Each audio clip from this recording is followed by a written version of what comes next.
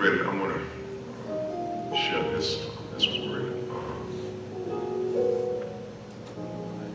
And I've talked to a friend for him to this week, and I went over something that was in my spirit, and it was affirmed by something that I saw posted that I read, at least I watched, that helped to me affirm what I wanted to share. So, an undercurrent thing is what I believe that God has spoken in my spirit. I was sitting at the desk this week about dreaming again and dreaming big.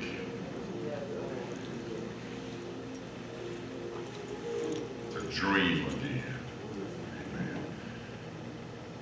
and dream big.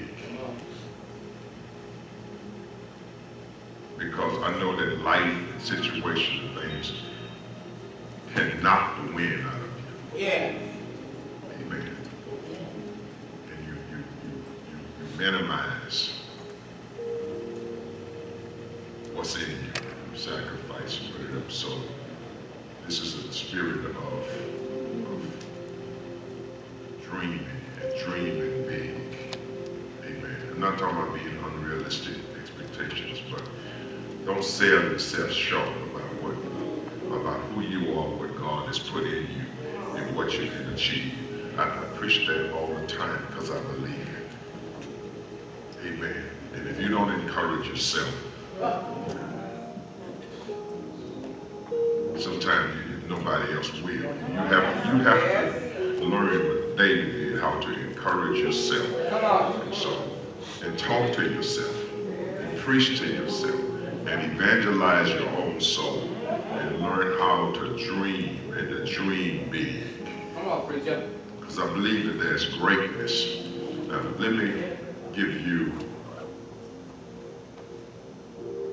something to kind of set up the spirit of how I want to teach it. I want you to have an affirmation, I think, or confirmation, rather, to the word. I was watching a piece, it was a documentary, and this just recently, and it confirmed what I wanted to share today. It was called America's Black Elite. It's an unsung reality that we're experiencing.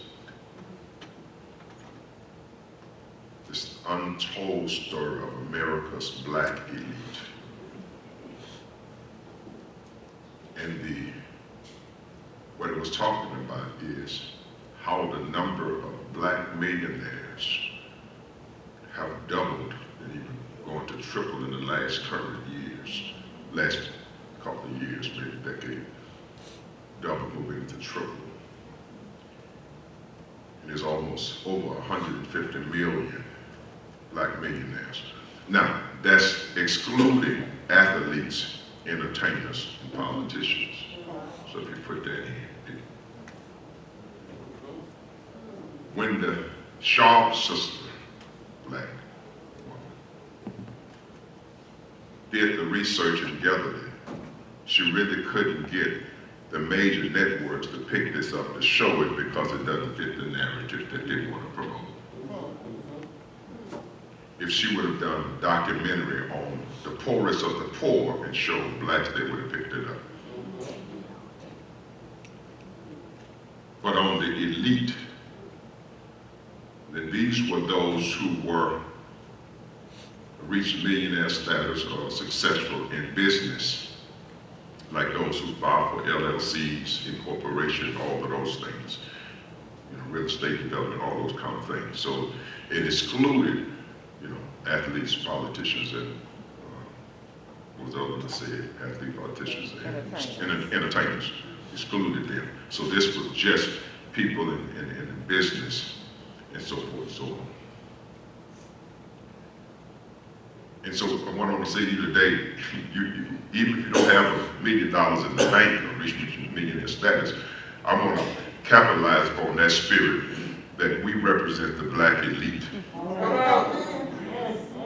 One thing they will never do is sell you short or myself short. I promote black pride. Believe in yourself. So until I get to million, I'm still an elite. Because where it starts is in your mindset and what's in your spirit. Amen. And that's not a sellout. It's amen. Say it, I'm elite. Don't say it, I'm elite. There you go. That's what I'm talking about. You know, I ain't selling myself short or nothing. But it was talking about how this is the unsung. So she did get it pushed on, make things like Netflix and other shows where you can pick up stuff and air it. And she got, I think, a foreign moderator to be the voice behind it to talk for this show. This whole upper class of black elites that are,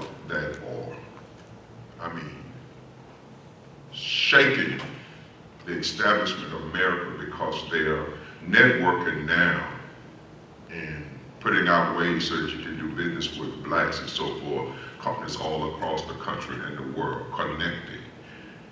So quite naturally, there's going to be an assault. And so when they had one black gathering in Atlanta to have all of the who's who, some of the most richest and powerful in Atlanta, of course you're going to have, don't take this out of context, whites to send other whites there to see what they're doing so we can connect with some of this wealth.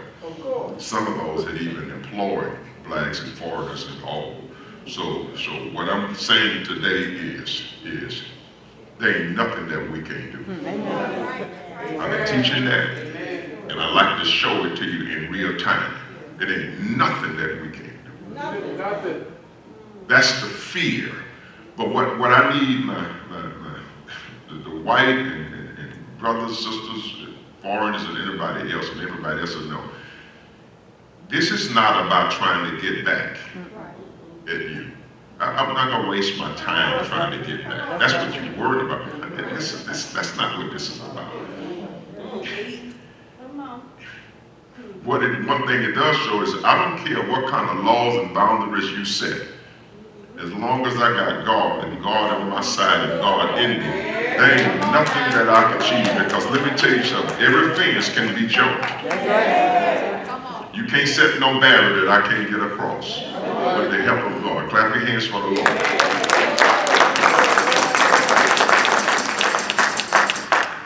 So pride is for me that we represent the best of the best. Amen. Clap your hands again for yourself. And I'm not going to teach that as long as I'm here. Amen. I'm not going to talk down on me and on you or nobody else. And we're not going to let nobody talk down to us. Amen. Thank you. I receive it. So let's get ready to. Amen. Battery working. Click the next one for me. See if we can go on. Okay. Let's retract. Recharge now. Got it off. Get it right. Amen. I might have to get with black technology to figure out how to work this thing. Set up for a comeback is a subject that I want to use. Set up for a comeback. No, it's okay. We'll get it working. Thank you. There we go. Set up for a comeback. I want to use a story and I'm going to use a roundabout way to get to my point. It's going to be, I'm going to hit you and dreaming big at the end.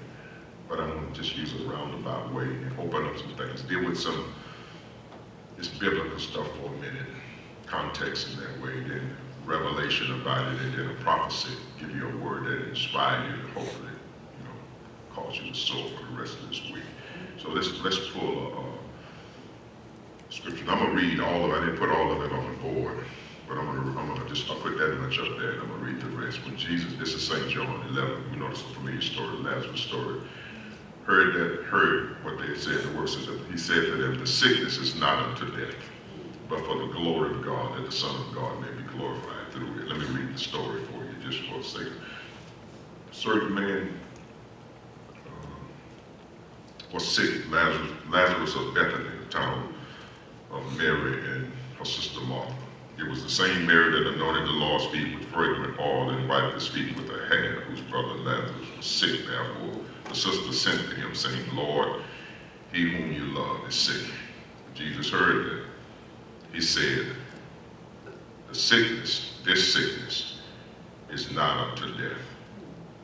That's the focal right there to start. This sickness is not unto death, but for the glory of God, that the Son may be glorified through it. He went on down to say, a few verses down, these things he said, and after that he said to them, our friend Lazarus sleeps, but I go that I may wake him up. A few verses down, and Jesus said, once he interacted with Mary and Martha, your brother will rise again. A few verses down, therefore when Jesus saw her weeping, and the Jews who came with her weeping, he groaned in his spirit and was troubled and said, where have you laid him? They said, Lord, come and see. A few verses down, Jesus said, take away the stone. The last verse, loose him and let him go. That's the gist of the story.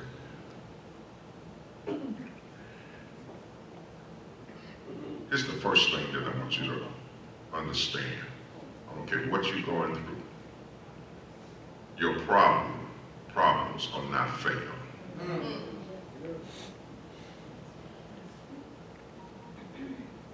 That's the word, the first word that Jesus said, and we're going to interpret that a little bit.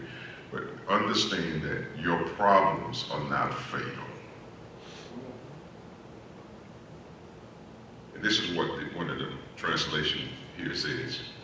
And I want you to see this. Well, this is the footnote. It's the footnote. And an interpreter talked about what Jesus was saying. The sickness is not fatal. I got that point from. Look at this. I want you to hear this. It's not designed for your destruction or not meant to decompose what God has built up. It's not meant to tear down what God